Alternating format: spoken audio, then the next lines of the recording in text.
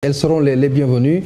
Nous restons à l'écoute aussi bien Adiatala que Fatima Ba. Si éventuellement vous avez des intervenants, vous nous faites signe et on vous cède l'antenne. La priorité donc se trouve à l'Assemblée nationale. Nous revenons sur les sujets que nous proposons pour vous accompagner le temps d'en arriver à l'installation de ces 150 députés et de leur bureau. Barkel l'a souligné par anticipation, c'est dans l'envol de ses commentaires, il était prévu de revenir sur ces disciplines en question. Vous comprenez qu'il y a eu ce feuilleton Moustapha Niasse Cissé Lo. Moustapha Niasse était donc pressenti. Il reste encore dans cette posture. Moustapha Cissé Lo avait des ambitions également présidentielles au niveau de cette Assemblée nationale. Cela a fait couler beaucoup d'encre et de salive. Retour sur cette genèse avant de verser dans ce compromis comme par extraordinaire que nous sommes en train de vivre. Ibrahima Diouf sur ce feuilleton de rappel entre Moustapha Niasse et Cissé Lo. La majorité étant acquise, l'heure est maintenant au partage des sièges, des postes qui devront être attribués en fonction du poids électoral des alliés. Et parlant du bureau de l'Assemblée nationale, des tractations seraient en cours et devraient confirmer l'élection de Moustapha Niasse au perchoir. Dans la même veine, Ousmane Tanor Dieng occuperait le poste de premier vice-président à l'Assemblée nationale, des choix qui obéiraient à la représentativité des alliés de l'APR, si l'on se réfère aux résultats obtenus à l'issue du premier tour de l'élection présidentielle par l'AFP et le Parti socialiste. Moustapha Cissé Lo est également présenté dans cette nouvelle équipe parlementaire. Le bras droit du chef de l'État pourrait devenir le deuxième vice-président de l'institution nouvellement élu. Le poste correspond-il aux ambitions de l'homme? En tout cas, Moustapha Cissé Lo s'était illustré par ses sorties dans la presse pour réclamer la présidence de l'Assemblée nationale. Ses camarades de parti ne seront pas en reste dans la composition du bureau de l'Assemblée nationale. Les députés de l'APR sont présentés pour les postes de secrétaire élu, de questeur et de vice-questeur. jërëjëf Ibrahima Diouf dañuy desaat ak yow comme ni ñu koy defee rek bu ñu leen ko baaxee ci wàllu nasaraan faram tekki koy te ci wolof ndax ñëpp mën a see gis seen bopp mën a ànd ak ñun am ci dégg-dégg bi ñu ci am ñu delluwaat nag kon ci li nga xamante ni mooy coow bi lal woon laataa ñu yegg si tey jii diggante Moustapha Cissé Lo ak Moustapha Niasse donte sax du directement waaye li ñu wundu woon la maanaam poste président Assemblée nationale donte waxtu yi jàpp nañ ne déggoo am na seen diggante ndax Moustapha la ñuy xaar bu changement bu kéemaane amul ci diggante bi ñu nag dellusiwaat ci li nga xamante ni moom moo lal bés bi tey laata ñuy avancé ci débat bi kon ni ñu ko déggee ci nasaraan ci wolof ak Ibrahima Diouf. gannaaw ba élection législative yi féete boor Benno Bokk Yaakaar jël ndam li jamono yi nag seddoo toogu yi ci assemblée nationale moom la ñuy waxtaanee ñu gis ne jokko yi door na sax ngir ñu mën a tànn rek ñuy jiite assemblée nationale bi la ñu bëri yaakaar ne kii di Moustapha Niasse moo war a jiite assemblée nationale naka noonu Ousmane Tanor Dieng topp ci rek doon rek ki nga xamante ne mooy vice président turu Moustapha Cissé Lo nag ñu ngi koy yëkkati rek ngir mu mën a doon ñaareelu vice président bu assemblée nationale. Moustapha Cissé Lo nag doon ku jege lool ki nga xamante ne mooy njiitu réew mi Macky Sall jamono yi ñu weesu nag mu yëkkati woon ay kàddu rek di laaj li nga xamante ne mooy présidence assemblée nationale yeneen i farandoom nag bokk ci APR ñooy jël toogu yi des li ki demee ni secrétaire élu yi questeur ak vice questeur. Ibrahima Diouf, merci. Barka, nous allons revenir sur cet aspect de discipline. Nous parlions de l'absentéisme de nos fonctionnaires, mais aussi au niveau des institutions. Nous avons complété avec ce feuilleton qui avait une connotation de discipline ou d'indiscipline, c'est selon, qu'on soit peut-être dans le camp minorisé de Cissé Lo ou dans l'autre camp. Comment est-ce que ces cas peuvent se produire? Est-ce que c'est un problème de personnalité qui se pose, de poigne au sein de la coalition? Donc je vous parle de Macky Niasse et de sa famille, ou c'est des choses imprévisibles qui peuvent se passer face à des enjeux comme ceux-là. Vous avez bien fait, Papis, tout à l'heure d'utiliser le mot feuilleton, parce qu'on a eu les ingrédients de ce qui, sous d'autres cieux, s'apparenterait à un vaudeville, avec des situations presque invraisemblables, des retournements de situation, des invectives, une réconciliation, etc. Et jusqu'à ce que le président soit obligé de taper sur la table et de défenestrer un ministre conseiller.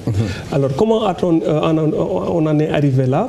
C'est assez complexe. contexte, il faut d'abord s'arrêter sur la personnalité de Moustapha Cissé Lo. Moustapha Cissé Lo, que certains de nos confrères de la presse écrite ont surnommé El Pistolero, qui s'est un peu caricaturé en leader bouillant, en leader parfois tonitruant, et qui a incontestablement un compagnonnage historique avec Macky Sall, parce qu'au plus fort de la crise à l'Assemblée nationale qui avait abouti avec le débarquement de Macky Sall, Moustapha Cissé Lo avait joué effectivement un rôle clé dans la défense de l'institution parlementaire, et il s'était montré très très fidèle à Macky Sall à un moment où ce n'était pas évident, où c'était un peu le désert autour de l'actuel chef de l'État. Alors, est-ce que Moustapha Cissé Lo, fort de ce soutien historique, n'a pas voulu un peu trop en faire, en pensant que le président élu, Macky Sall, était au fond une sorte de primus inter pares parmi tous les autres membres fondateurs de l'APR? Et est-ce que Moustapha Niasse n'a pas voulu, comme beaucoup l'ont souligné, Moustapha Cissé Lo n'a pas voulu prendre Macky Sall en otage?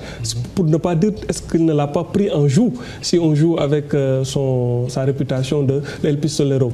Parce qu'on a vu un cadre donc, de l'APR, Moustapha Cissé Lo en l'occurrence, entrer dans une sorte de défiance et de rébellion ouverte contre les choix du chef de l'État.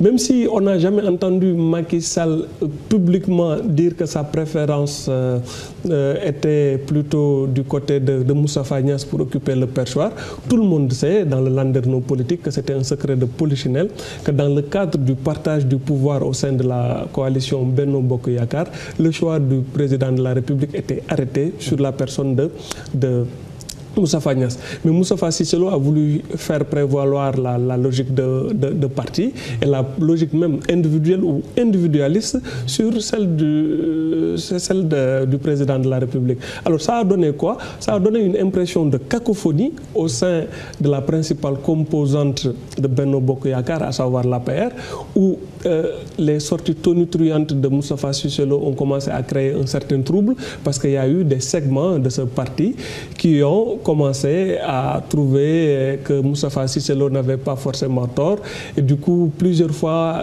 dans ce parti le président a été obligé de recadrer, parfois de manière feutrée, mais Moustapha Cissé Lo persistait un peu dans cette défiance, avait fait des déclarations mais tonitruantes pour dire que c'était l'Assemblée nationale ou rien. Il menaçait un jour de faire des esclandres, des scandales. Je pense que sa position, qui pour certains avait une légitimité politique, vu les intérêts basiquement politiques, ça pouvait se comprendre, mais c'était à côté une dette politique également à rembourser de la part de Macky vis-à-vis de Moustapha. Exactement. Et est-ce que si le précédent Moustapha Cissé Lo avait prospéré, cette sorte de chantage permanent, il faut le dire, qu'il exerçait sur le chef de l'État avait prospéré, il ne me semble pas que Macky Sall aurait abordé son règne sous les meilleurs auspices, parce que ça aurait démontré que ce n'est pas lui qui a tout le pouvoir au sein de l'APR, et qu'il y a des segments de son parti qu'il ne contrôle pas, et des trublions comme Moustapha Cissé Lo. Je pense que on va voir si ce coup de semonce qui a consisté à réaffirmer son autorité par le limogeage de Moustapha Cissé Lo, ça va calmer les ardeurs d'autres trublions de son parti. Il n'en manque pas. Il y a de fortes têtes à l'APR. On peut citer le Moustapha Cissé Lo, mais on a d'autres individualités, on ne voudra peut-être pas les citer ici, qui ont souvent manifesté quand même des velléités d'indépendance et même d'agir en solo au sein de l'APR. Il y a deux questions avant de revenir un peu sur le personnage de Moustapha Niasse. D'abord, ce compromis, ce consensus qui a un caractère exceptionnel. Comment on en est arrivé à ce consensus que rien ne prédisposait avant, au regard donc de ce que nous avons vu, la genèse donc de ce feuilleton. C'est quoi l'intérêt des uns et des autres à voir avec ce consensus, ce compromis, Moustapha être au perchoir aujourd'hui? Il me semble qu'il peut y avoir plusieurs explications à ce consensus. La première explication, à mon avis, serait que Macky Sall a dû tirer les leçons de 2000, quand Abdoulaye Wade était arrivé au pouvoir par la grâce d'une coalition et surtout par l'apport décisif des 17 et quelques pourcents ou 16% de Moustapha Niasse au second tour.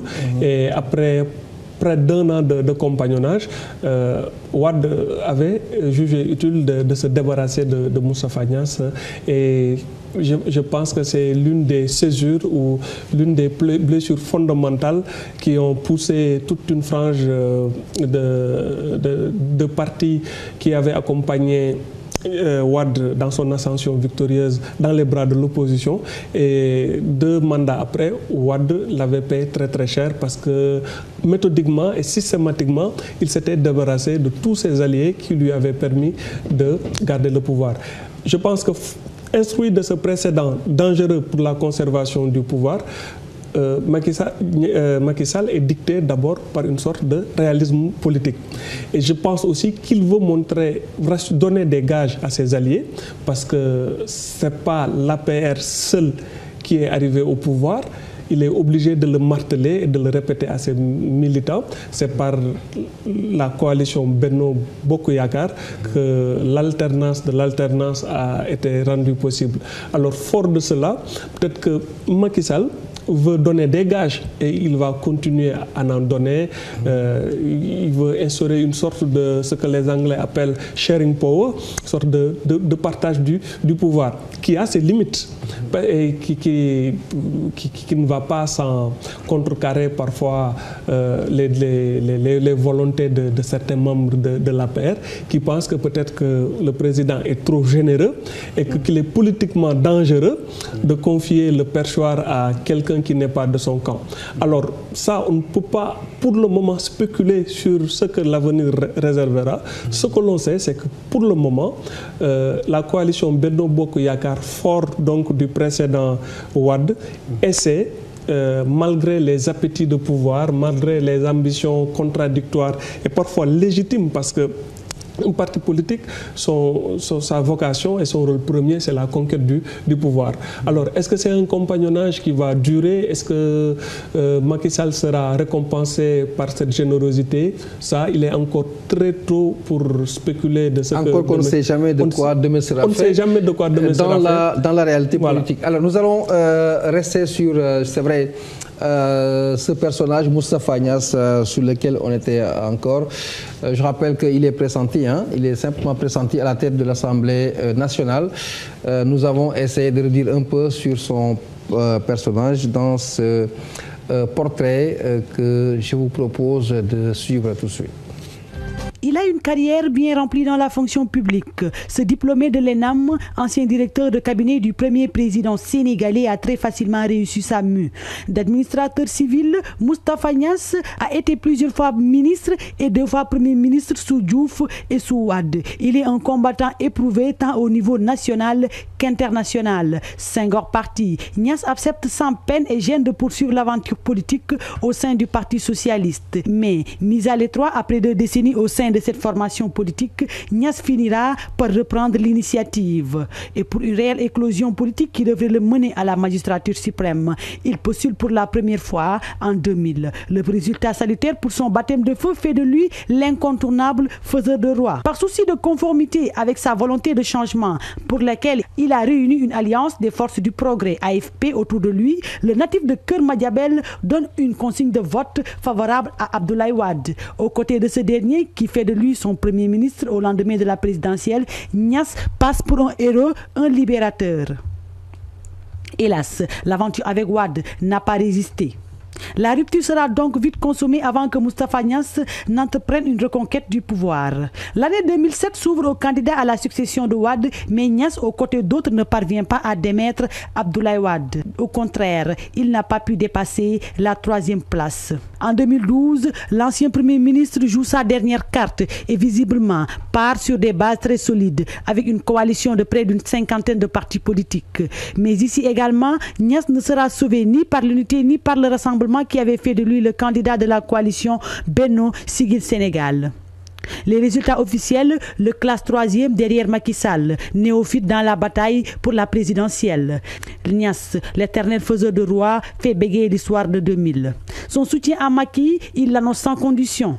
Mais qu'à cela ne tienne, le nouveau chef de l'État a bien préparé quelque chose pour ce partenaire. Dans cette perspective, qu'en cas de victoire de la coalition Benno Bokk Yakaar au soir du 1er juillet, Moustapha Niasse ne peinerait assurément pas pour réunir le nombre de suffrages nécessaires pour être le président de l'Assemblée nationale sous Macky Sall. À quelques nuances près, ce vétéran de la politique sénégalaise sera nommé au perchoir, un président sous tutelle dont l'investiture se fera plus ou moins dans les mêmes conditions que celles de ses prédécesseurs.